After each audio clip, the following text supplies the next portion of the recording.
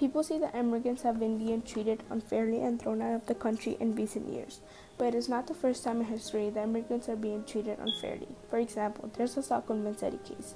97 years ago, on April 15, 1920, a paymaster for a shoe company in South Braintree, Massachusetts, was killed and shot along with his guard during a murder and robbery. On July 14, 1921, Nicola Sacco and Bartolomeo Vanzetti were found guilty of this crime. They were sentenced to death and were electrocuted in the electric chair on August 23, 1927. They died in Charlestown State Prison, Massachusetts. This was a very controversial crime which affected the social climate all around the world. There was never a compromise to this conflict because these men were never given a fair trial to prove themselves innocent. The Sacco and Vanzetti case was a very controversial time in history. This case caused many changes in the social climate in the United States. The Sacco and Vanzetti case caused many problems before and after their death, such as protests and bombing in different cities. The protests caused another part of conflict during these times. The protesters were two sides with different opinions of the men's case. One side was the people who believed that Sacco and Vanzetti were innocent, while the other side believed they were guilty. The side that believed they were innocent believed this because they thought the evidence against the two men was flimsy, or that there was not enough evidence to accuse Sacco and Vanzetti. The people who said they were guilty were mostly just racially profiling them because the suspects are described as two Italian men. They were also accusing them because they were immigrants. Many Americans did not want immigrants in America because they could easily take their jobs. Many protests by the two sides were held regarding the Sacco and Vanzetti case. For example, in 1921, there was a protest to save Sacco and Vanzetti and to also convince the world they were innocent. The protest took place on a Sunday in London at Trafalgar Square. There was also a protest in Union Square in New York City. This protest took place on April 19, 1927. The disagreements between the two sides during these protests caused a lot of controversy and change in the social climate in history. The two sides of this conflict were the group that believed the men were innocent and the group that believed they were guilty. The crime that was believed Sacco and Vanzetti committed caused the social climate to be tense and be a big problem all around the world. The case caused many protests and a couple bombings. For example, in 1921 there was a protest to save Sacco and Vanzetti and also convince the world that they were innocent. The protest took place on a Sunday in London at Trafalgar Square. There was also a protest at Union Square in New York City. These protests show how big this problem was and the causes that came from it. The case of Sacco and Vanzetti was a big conflict in history. The two men were both Italian immigrants.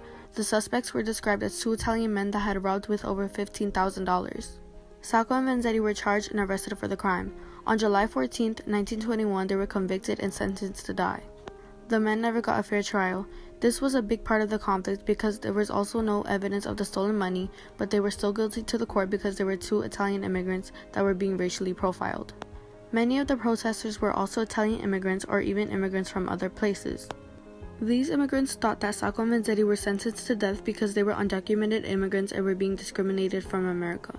The conflict of this whole topic was mostly of Sacco and Vanzetti not getting a fair trial due to Americans racially profiling these immigrants. This explains how racial profiling affected the men's trial. Sadly, there was no compromise because Sacco and Vanzetti ended up being electrocuted. They didn't get a fair trial, which didn't give them a chance to prove their innocence. Something else that was not fair was that in November 1925, Celestino confessed to committing the Braintree crimes. He absolved Sacco and Vanzetti of participation. Celestino was a young Portuguese who was present during the murder.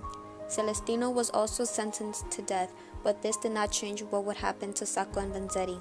On August 23, 1927, Nicola Sacco marched to the death chair at 12:11 and was pronounced lifeless at 12:19. Bartolomeo Vanzetti marched to the chair at 12:11 and declared dead at 12:26. This shows that since the men died, there was no compromise to this conflict. Since there was no compromise to the conflict, it made a bigger impact to the United States history. Since the conflict ended badly, the world was very upset when Sacco and Vanzetti died, especially the immigrants. This made a bigger conflict because Americans thought discriminating immigrants was fine, but the other immigrants were upset about the way they were being treated. This increased racial profiling and discrimination towards immigrants, especially Italians.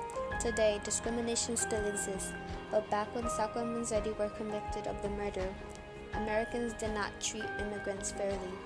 This still happens today. For example, President Donald Trump discriminates all immigrants, especially Mexicans and other Hispanics. Trump believes that Mexicans are the people who are affecting the U.S. in a negative way. He states, "They are sending people that have lots of problems and they are bringing those problems with us.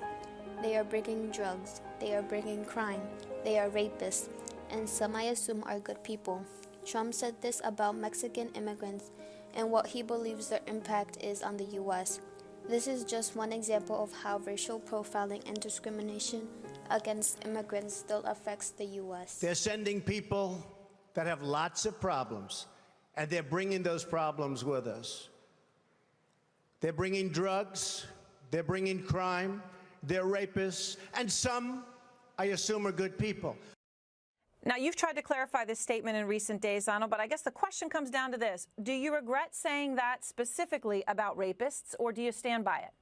No, not at all. Of course, it's not only Mexico. If you let that run a little bit longer, it talks about people coming from all over. They're coming from all over. They'll soon be coming, and probably already have, be coming from all over the world. You're probably going to have people, you're probably going to have terrorists coming from the Middle East.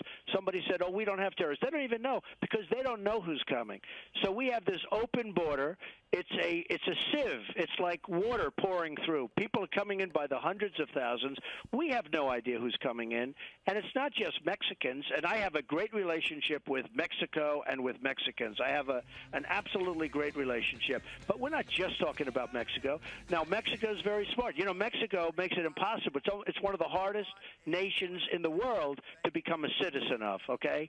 But people run through Mexico. They go through our border like nothing. They end up, we don't know who these people are. But all you have to do is you should do a show from the border. Talk to the border security. You will see the kind of people coming. You'll see the kind of crime that's being committed. And we're taking these people. And by the way, just to finish on that, it's common sense. They don't want these people, so they send them to the United States, because the United States is run by stupid people. We have stupid leadership. We have incompetent leadership that doesn't know what it's doing, so we take them. And certainly we do have killers and plenty of other problems coming over. We take them because other countries don't want them. We're like a dumping ground. The United States, Aaron, is like a dumping ground for the world's problems. So absolutely I wouldn't change that. So you have good, and some are rapists and some are killers, and we don't even know what we're getting. And they're not just coming from Mexico, they're coming from all over. So certainly you know that's true. And from a common sense standpoint, you know that's true. I think it's disgraceful. And by the way, they have a huge legal liability. You know, we're going to be suing them anyway. When he put that up, he then took it down. He's got tremendous liability. Univision is very upset, and probably not so upset to me, because when they called me today, they were so apologetic. They called me up this morning. They were so apologetic. They don't have the right to cancel this contract. They're in default. They signed it in January. It's a 5-year deal. They have no termination rights, so they're going to get a tremendous lawsuit for tremendous amounts of dollars, and they understand that. When they called me this morning, they were apologizing because they know they don't have the right to do this, but they want to make sure that Mexico's happy. Mexico's not happy with me because I talk about the trade deals all the time. So I will get Mexico to pay because, frankly, they are taking so much money out of the United States hide. They are taking so much money for us. That's peanuts compared to the kind of money that you're talking about. Plus, you don't need a wall for the entire piece because we have wonderful people, Border Patrol people, that can do the job. But you do need walls in certain sections without question. The Sacco Vanzetti case was a very controversial time in history. With two sides with different opinions of the problem, the conflict was affecting the social climate all around the world. The legacy left behind was an increase in racial profiling towards immigrants. There was no compromise to this conflict because the men were injustly being sentenced to death without a fair trial. The ones who affected the long-term legacy were the two sides of this conflict, which were the ones who believed Sacco and Vanzetti were innocent and the ones who believed they were guilty. This explains the legacy left behind from this conflict. The lesson that people should learn from this time in history is that immigrants should not be discriminated. Not all immigrants should be accused of any crime just because they came to the U.S. illegally. Everyone should be treated equally.